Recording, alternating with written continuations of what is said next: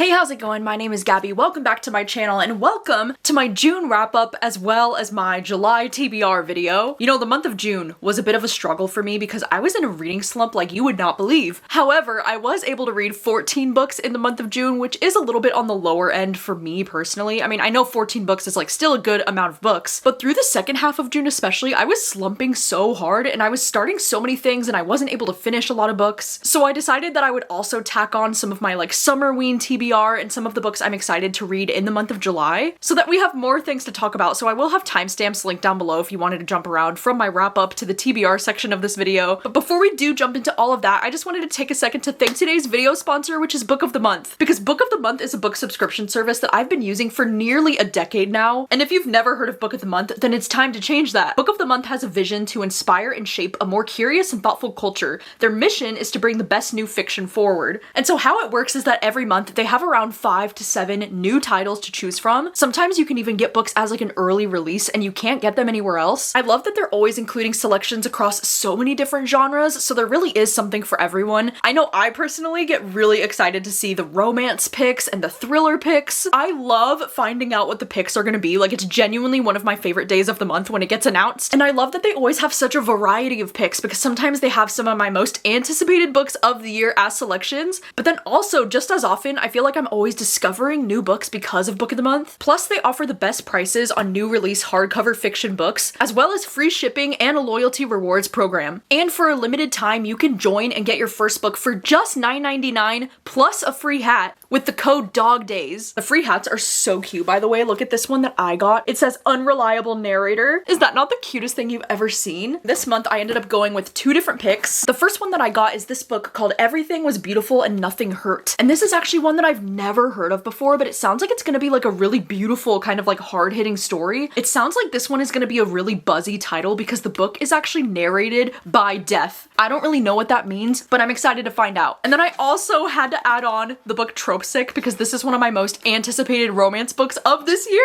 The way that I squealed when I saw that this was gonna be an add-on. These are both of my picks for the month of July. Definitely be sure to check out that link down below and use that code DOGDAYS to get your first book for just $9.99 plus a really cute free hat. And thank you so much to Book of the Month for sponsoring today's video, and now let's get into the wrap up. Okay, so before I talk about the 14 books that I finished this month, I thought I would talk about some of the DNFs that I had. One of those was Hot Girl Murder Club by Ashley Winstead, and I got a decent chunk into this. I think I got over 100 pages in. I just really wasn't vibing with the writing in this at all. I thought it was so dull and so boring, and there were also a lot of different characters. I kind of felt exactly the same about this one as I did about The Future Saints, which is also by Ashley Winstead. It just really wasn't for me. And then unfortunately, I also ended up DNFing the thriller book that's called Nasty Little Secrets. This is one that I was able to read the physical copy of the ARC from the bookstore where I work, and I got about like 140-ish pages into this one before I decided to DNF, which really sucks because this thriller had a really interesting setup, but I ended up DNFing it because I really didn't like the voice of the main character. She was really coming across as like, I'm not like the other girls and I'm better than everyone, and I couldn't tell if it was like intentional or not on behalf of the author, and I just got really irritated with her, so much to the point that like it was kind of ruining the story for me, so I couldn't do it. I also had a number of other DNFs this month because, as I mentioned, I've kind of been in a reading slump. I don't want to mention them all here though because I feel like it might just be me right now, and I feel like I need to give books more of a fair chance, and a lot of these books that I was DNFing, I was only getting like 30 to 50 pages in. Without any further ado, let's jump into the wrap up. I'm gonna be starting with my lowest rated book that I had this month.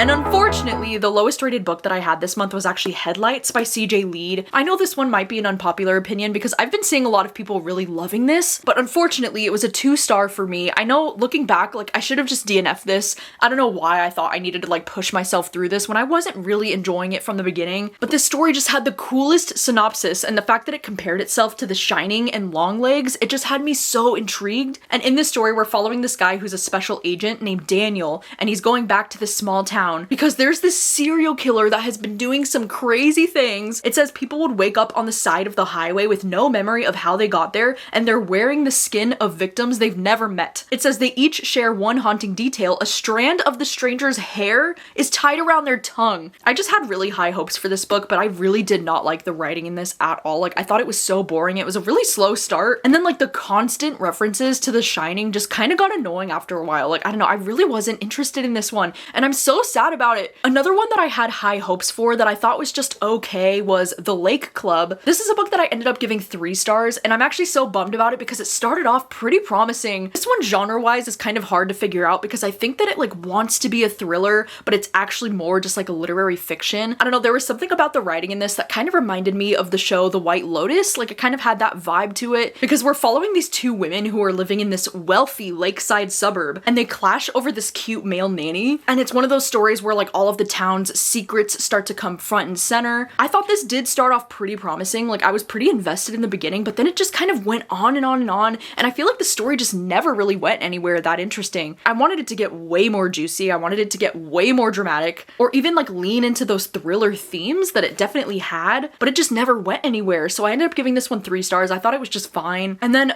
sadly, another book that I ended up giving 3 stars to was this one called Audition. I had such high hopes for this one, and this one is actually a novella. I was able to listen to all of it on Spotify via audiobook, and this story is kind of difficult to even explain. Like, I don't even know how to pitch this to you, but it's kind of like this literary fiction novel about these 2 people who meet for lunch. One of them is this kind of older woman who's an actress, and then the other guy is significantly younger than her. And when they meet for lunch, he's like, "Are you my mother?" And she's like, "No, I don't think that's possible." And then these 2 storylines start to play out and you get more answers, but you also just get more confusion, to be honest. Like, I feel like a lot of this book might have gone right over my head. You know, I do think concept-wise, this book was pretty interesting, but I also think the writing style just really didn't work for me because there was something so like pretentious about the writing style that I just wasn't vibing with. I also just never really felt like I connected with the characters, and I know that like maybe that's the point, but I think I just wanted more from this. I don't know, I spent most of the story either feeling bored or confused. And then another 3-star book that I had, oh my god, I'm telling you, it was the month of 3-star books. I was cursed. It was Phoebe Berman's Gonna Lose It, which this is a book that everybody's just absolutely loving right now, so please take my review with a grain of salt. But I thought that this book was just fine. You know, we're following this character named Phoebe, and she's turning 30 years old, and she desperately wants to lose her virginity before her birthday. And so this story is kind of about how she's like making this list of all the things that she's gonna do in order to lose her virginity. I think this is a fun setup for a rom-com, and I love the fact that there are so many potential love interests for Phoebe, and you're kind of trying to figure out like who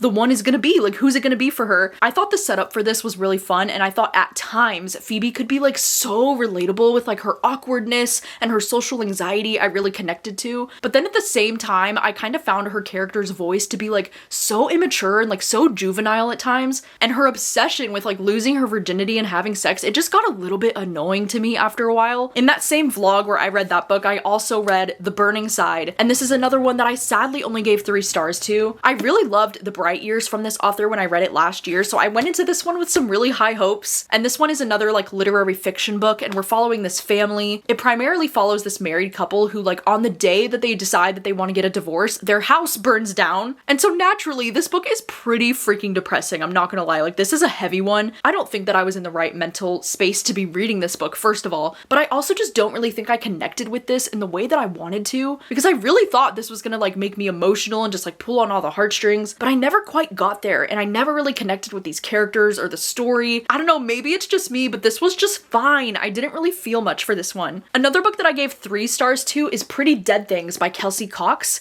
This one is a thriller arc that I have, and it's actually going on sale in July. And this is a thriller that I did really enjoy for the most part, because this story is taking place in Texas and it involves this beauty pageant. And this one also definitely has a lot of that like small town gossip and drama. I think one of the things that's a little bit difficult about this book though is that the cast of characters is so freaking big, and you're following from so many different perspectives, but then you also have like multiple timelines going on that you have to keep track of. And so the size of the cast of characters did get a little bit overwhelming for me at times, and like by the time we got to one of the reveals, I was like, who the fuck is that? So I don't think that that's like the best feeling to have when you're reading a thriller, but I also just really liked the atmosphere in this book. This was definitely like a really quick read. Like if you're looking for something that's gonna be very fast paced and very easy to like tear through in one afternoon, this is definitely a thriller that I would recommend for that. I think I just wanted a little bit more out of the ending too. Like I wanted it to get a little bit more dark than it did. And then one of the horror novellas that I read this month was this one called Deadweight, and this is actually from the same author as The Night Guest, and I was a really big fan of The Night Guest when I read it like last year, the year before. We're following this woman who lives in Iceland, and she's living a very normal life until one day this black cat ends up showing up on her doorstep, and when she goes to return the cat to the owner, she meets this young woman who is in desperate need of help, and she starts to develop this bond and almost like this obsession with this other woman. The writing in this was really good, don't get me wrong. I thought the writing was so engaging. The chapters chapters were pretty short from what I remember. It was really easy to get through and like listen to in one afternoon, but I think I only ended up giving this one 3 stars at the end of the day because I didn't like this one as much as I liked The Night Guest. And then also like I wanted so much more out of the ending of this book. Like I feel like it was just starting to get good and then the story was just over. And I was like, wait, no, like I needed so much more, but I really do love the way that this author writes. I think her writing is fantastic. One of the weird books that I read this month was this one called Open Wide. I ended up giving this one around like a 3.5 star. And this is one of those weird girl books that is actually so incredibly weird.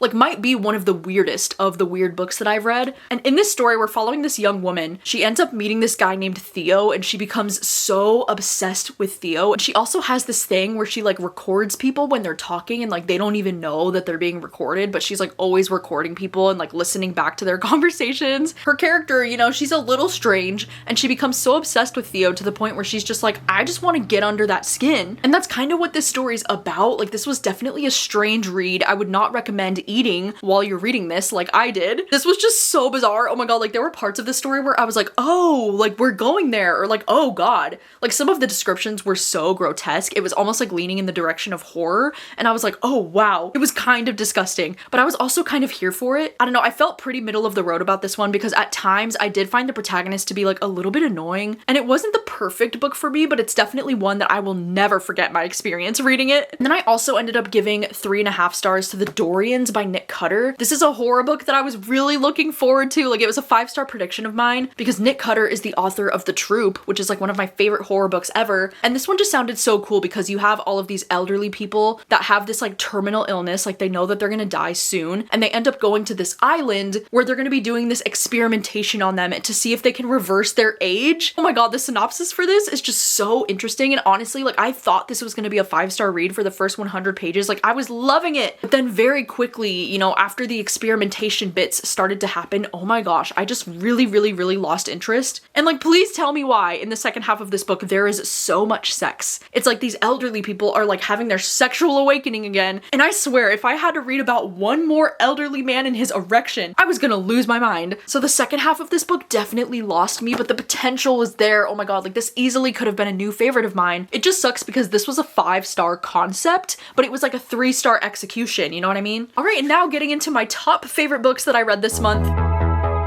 One of my top favorites was Girls Girl. I ended up giving this book 4 stars. This actually is a book that I could see myself rereading in the future because this really is like the perfect summer, coming of age, queer, young love kind of a story. We're following this 15-year-old girl named Mina, and this story is mainly revolving around her and these 2 girls that she's been best friends with since forever, and how they're starting to have their first, you know, sexual experiences, and they might be catching feelings for each other and things are getting messy between them. I just thought this was written so well. Like this book is pure girlhood.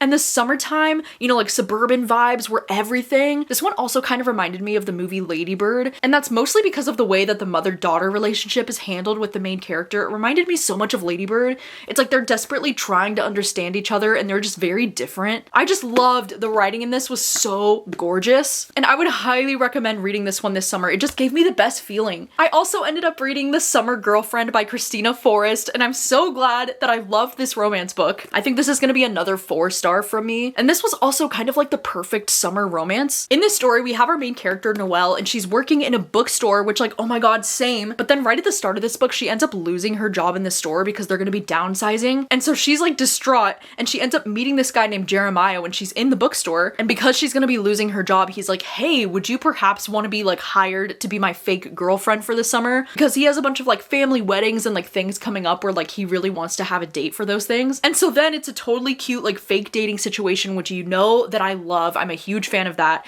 I also do love romance books that involve like weddings, so that was another really fun element to this. I just love the way that Christina Forrest like writes her romance novels. I don't know, there's something about the way she writes them. You know, this is from the same author as The Neighbor Favor, which is another romance that I really enjoyed when I read it a few years ago. I just love the way that she mixes in humor with like the more romantic moments. It's just so cute. So this is one that I would definitely recommend checking out this summer, especially if you are a fan of fake dating. I thought this one was so cute. cute. And then speaking of romances that I absolutely loved, I read another Cat Sebastian this month. I read this one called You Should Be So Lucky, and this one is technically the sequel to this one, We Could Be So Good. I mean, I'm pretty sure you could read these as standalones if you really wanted to, but they basically just follow the same characters who work at this newspaper together in the 1960s in New York. And so in this book, you are following two men who work at the same newspaper, and then in this one, you're following one of the guys who works at the newspaper, and then this other guy who is a professional baseball player, which, like, I'm a big baseball girl, so I loved that. You know, isn't it so crazy that, like, I read Starshipped by Cat Sebastian back in March,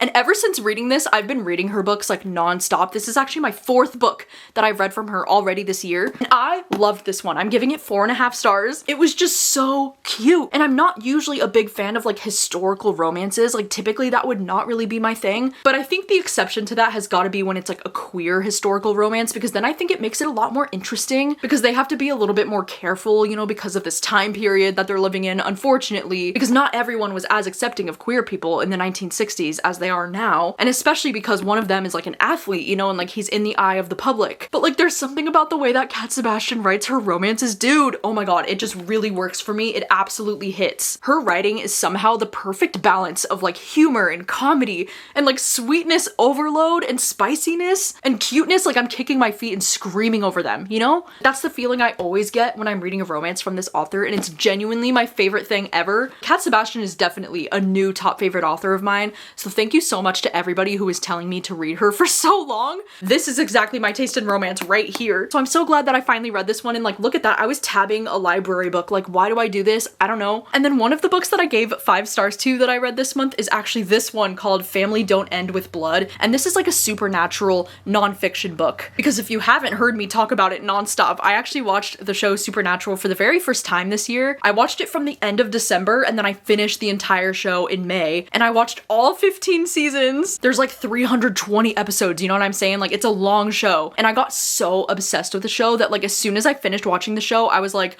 what am I supposed to do with myself? And this one's actually a nonfiction book about how Supernatural has changed the lives of not only, like, some of the fans, but also some of the cast members as well. And so this book was really cute. Like, look at how adorable they are. I really enjoyed my experience with this book because you get to hear from a lot of Supernatural fans kind of talking about, like, what this show has meant to them over the years, and you get to hear a lot about, like, different things that were happening. Like, there was, like, this whole, like, Sober for Sam movement that I didn't know about, and, like, as a Sam girl, like, that just made my heart so happy to hear. And you actually do hear quite a bit from Jared Padalecki. He actually wrote the final, like, essay that's included in this book about what this show has meant to him and, like, what he was going through behind the scenes during some of the filming of the show. And, like, oh my god, it was beautiful. It nearly made me emotional. I would highly recommend, like, if you're a fan of Supernatural, I think that this is a really good read. And then my favorite book that I read in the month of June, it has to be Till Summer Do Us Part by Megan Quinn. Oh my god, the way that I love this book so much. Like, this might be one of my top favorite books that I've read this year. This just had all of the tropes that I typically love in a romance book, because in this story, we're following this female character named Scotty, and she's working this new job, and she's, like, trying to fit in with all the men at her job, and she's recently been divorced. And then one day she, like, casually slips in that she has this husband because all of the guys in her office are married and they're constantly talking about being married. And then she gets put on the spot about her husband, and she's like, oh, well, I'm just not wearing my ring right now because we're going through a hard time or whatever. And then her boss is like, oh, my husband is actually a marriage counselor, so let me get you in with them. And so it's about how she ends up having to take this guy Wilder to be her pretend fake husband. After the therapy session, it eventually leads them to having to go to this, like, summer camp together for, like, married couples who are going through a hard time. Dude, this book was so much fun, and, like, the tension between these two characters was ridiculous. It was so good. This book reminded me of a lot of other books that I've really loved in the past, but especially The Unhoneymooners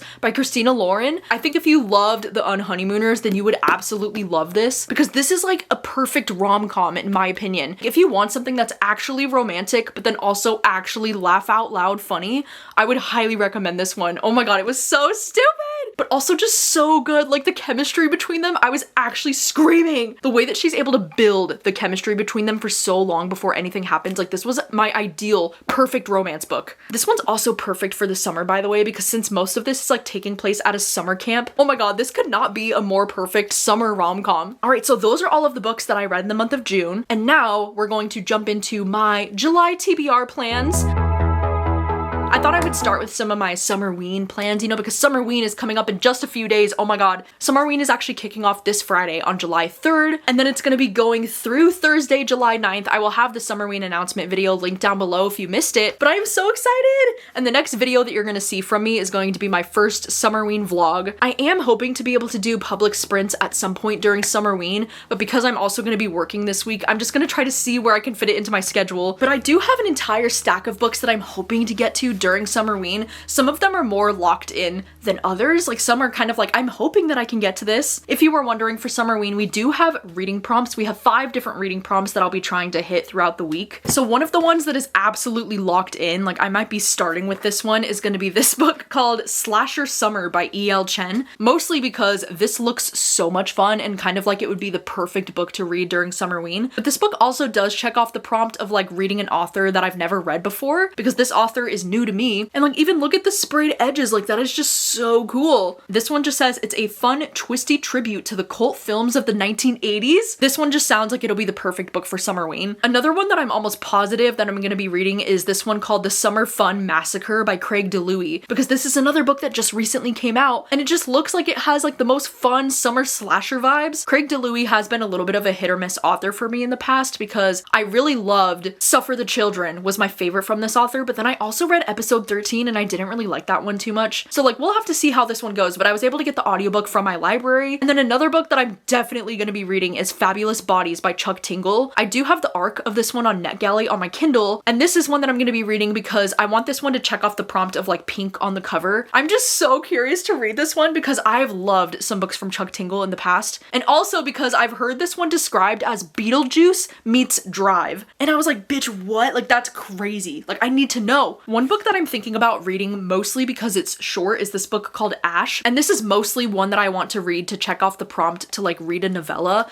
because this one is pretty short. It's only about 150 pages. I've heard this one being described as like a weird girl book, but I think this one would be perfect for me to read on the days where I'm going to be working like 8-hour shifts during Summerween. I'm probably going to come home and be so exhausted and like not able to finish an entire book in one day. But reading something like this, when it's only like 150 pages, that's a lot less intimidating. So I think I'm going to be saving this one for the days where I'm working during Summerween. I think this will be a good one for that. I'm also thinking about reading The Breakup Retreat by Camilla Sten. This one is a thriller that I've had my eye on for a while, and I was just able to get the audiobook checked out from my library. So I feel like this one could be happening during the week of Summerween. This one is a thriller that really intrigues me because it involves this like retreat where it's like people go there to like heal from their heartbreak, and then people are going missing and like shit is weird. And just based off of the cover, like this really does look like the perfect kind of summer thriller vibe. And then I also do have Odessa, which this one's another horror book that I've been really curious about lately. And I think I might be able to get this one on audio from my library in time for the readathon. Like right now it says available soon. So like this audiobook could land in my lap any day now. And this one's another horror book that I've been so intrigued by. And then lastly, I also have both of these books.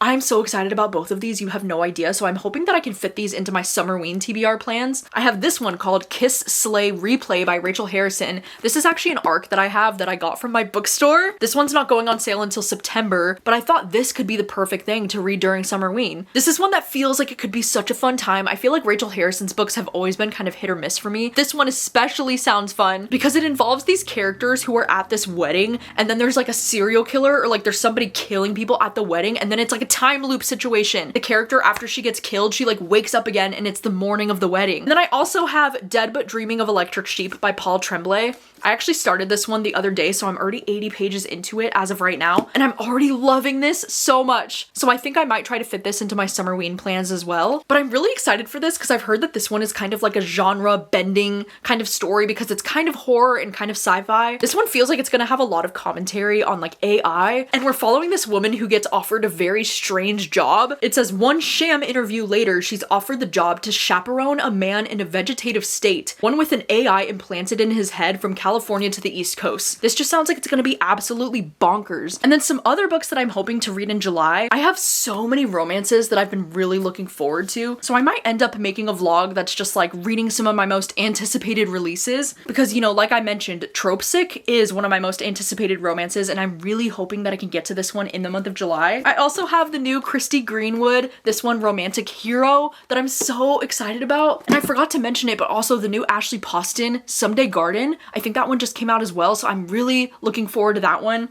And then I also have Rules for the Summer by Megan Quinn because of how much I just loved Till Summer Do Us Part. I've just been so curious about this one, but I'm also a little intimidated by this because this one's like well over 550 pages. So like, we'll see if I can make this happen, but I would love to read this one before the summer's over. I also have a few other romances that I would love to get to in the month of July, including Burnout Summer and You Won't Forget Me. And then also, I recently just got this one in the mail. It's 9 Lives by Catherine Steadman. This is the latest thriller novel from her, and I'm so excited. Maybe this could be one that I'll read during Summerween, like if everything else fails. It says, when she begins to peer into the lives of her glamorous neighbors, one woman discovers a terrifying secret. That synopsis makes it sound like every thriller ever, but this one's been getting some really good reviews so far, and I'm just so excited because I've loved a lot of thrillers from Catherine Steadman. And then some other arcs that I've picked up recently from my bookstore arc shelf includes Helpless by Jessica Knoll. This is one that's actually going to be publishing in the month of July, so I would really like to get to this soon. And then also this one called The Need. This is an arc that I picked up that's coming out in September. I'm excited for Helpless because this is from the same author as Bright Young Women, which was like, oh, one of my favorite books. But this one has a synopsis that sounds like it's going to be very different because I think it's mostly about a woman that's like being held captive by her ex. I think that's the vibe. And then The Need, this one has a crazy cover, am I right? Like this one just kind of stops you in your tracks. I really don't know what this book is about. On the back, it just says, every family has its secrets, but some families have the need. It says the need is a gift. The need is power. For some, the need is a curse to escape. But how can you escape your own desires? It says, discover this electric and provocative horror novel about wealth, power, and cannibalism. Okay,